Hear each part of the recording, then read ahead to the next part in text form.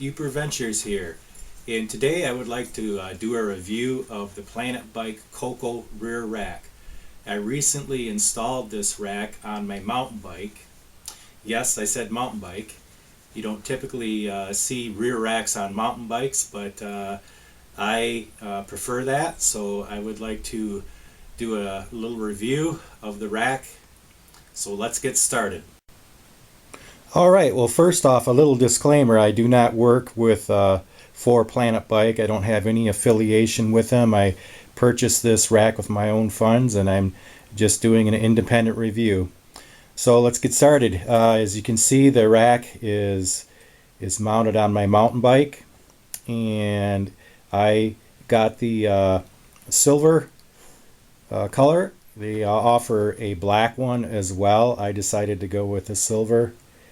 And as you can see, it has long stays, and the reason for that is because mountain bike frames, the top tube, as you know, it slopes quite a bit, and so your chainstay tube slopes quite a bit as well, so it's a lot further from the rack itself, so you have to have longer stays for your rack.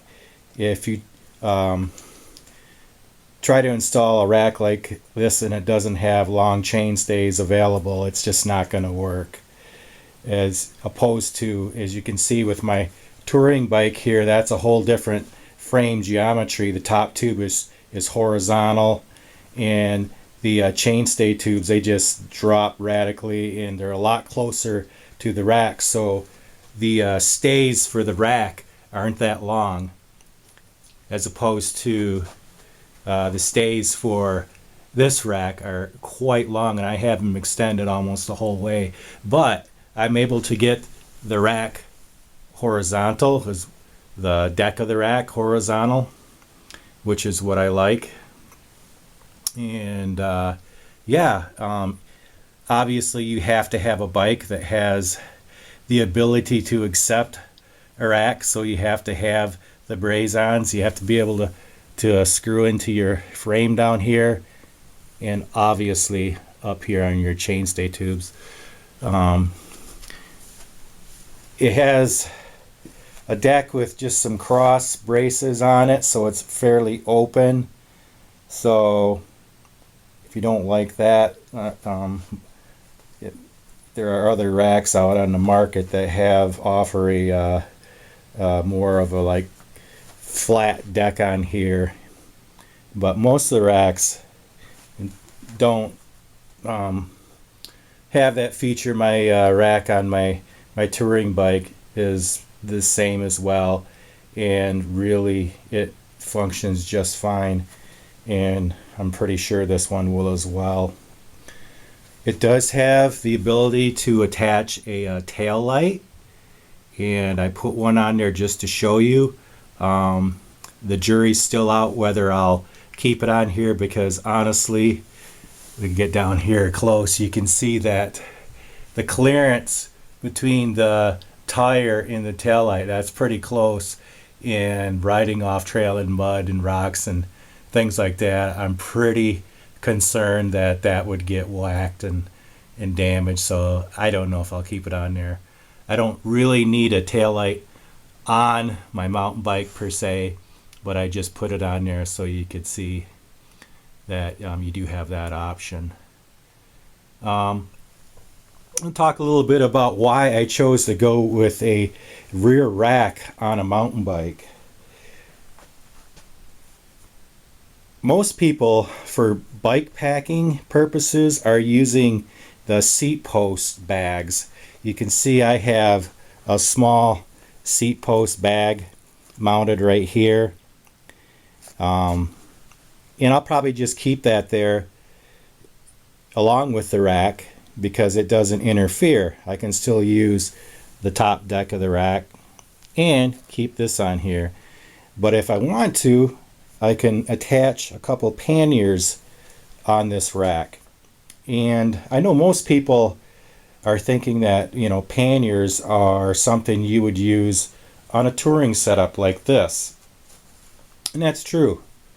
But the idea that you can't use panniers on an off-road bike is really, I don't really subscribe to that. I've seen people that do it and even have front panniers.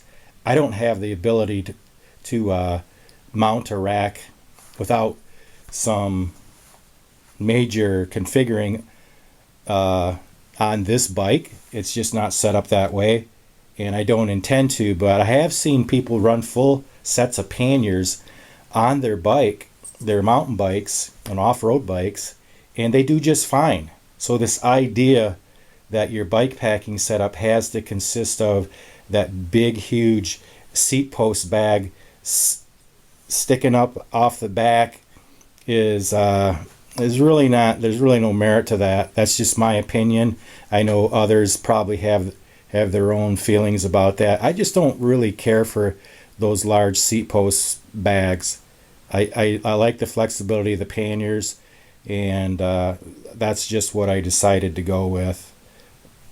Honestly, some of it, I'll be honest, it has to do with aesthetics. I don't really care for the looks of the large seat bags sticking up behind your butt on the bike. Really doesn't do anything for me. What I'll probably end up doing is using a couple of panniers on back, keep that small seat bag like that, and have the ability to use a couple panniers, maybe put something on the top of the rack and continue to use this. Probably going to get a top tube bag and a handlebar bag, possibly some way to mount some water bottles on my fork there. So that's going to be my setup for bike packing. I'm not there yet, but I'm slowly evolving this bike into that. I haven't used the rack yet. It has not even been outside yet. It's still winter here in Upper Michigan, and very soon we'll be taking the bike out and get some use of this rack, and I will write my thoughts and the comments in the comments below the video. So if you're curious how this rack performs and what my feelings are about it after I've used it, check back and take a look at my comments in the comments section below this video. So yeah, that's a quick review of the Planet Bike K.O.K.O rear rack. And if you have any comments, I'd certainly like to hear them. And if you like this video, please leave a like. And as always, if you like the content of my videos, subscribe to my channel. And have a great day.